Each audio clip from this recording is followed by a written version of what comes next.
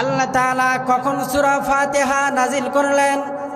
আল্লাহর হাবিব জনাবে মুহাম্মদুর রাসূলুল্লাহ সাল্লাল্লাহু তাআলা আলাইহি ওয়াসাল্লাম মরুভূমির মধ্য দিয়ে চলতেছেন, কোনো আওয়াজ নাই। হঠাৎ করে কে যেন ডাক দিয়া বলে, ইয়া মুহাম্মদ। আল্লাহর হাবিব ভয় পেয়ে গেলেন, অপরের দিকে তাকাইলেন, ডানে বামে তাকাইলেন, সামনে পিছনে তাকাইলেন।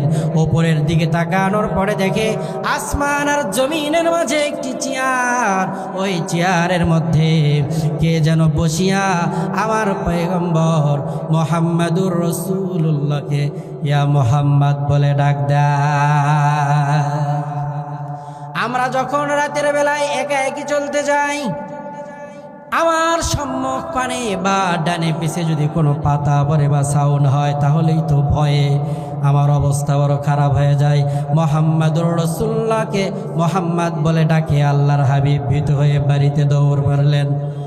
ঘরে এসে বললেন, ও প্রাণের বিবি আমার, কে যেন আমাকে মুহাম্মদ বলে ডাকে। আম্মা জান খাদিজা রাদিয়াল্লাহু তাআলা আনহা ডাক দে বলে, আপনার চেহারাটা ঘেমে গিয়েছে কেন? চেহারাটা লাল লাল বর্ণ হয়েছে কেন? আল্লাহর হাবিব ডাক দে বললেন, খাদিজা, কে যেন আমারে মুহাম্মদ বলে ডাক দেয়। খাদিজা রাদিয়াল্লাহু তাআলা আনহা আবু বকর সিদ্দিক ওরাকা ইবনে নওয়াফিলের নিকটে গেলেন। ওরাকা ইবনে নওয়াফিল বলল, এবার যে তোমাকে ডাক দিবে লাব্বাইক বলবে। আল্লাহর হাবিবকে আবার ডাক দেওয়ার সঙ্গে সঙ্গে আল্লাহর হাবিব লাব্বাইক বললেন।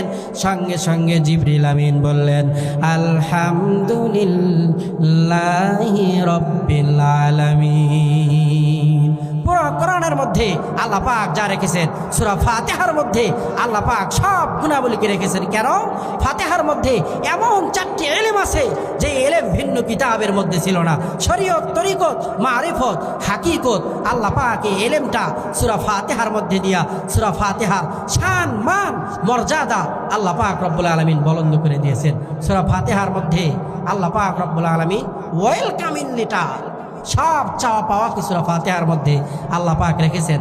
এজন্যই যখন আমরা ফাতিহা পড়ি শেষে আমিন বলতে হয়।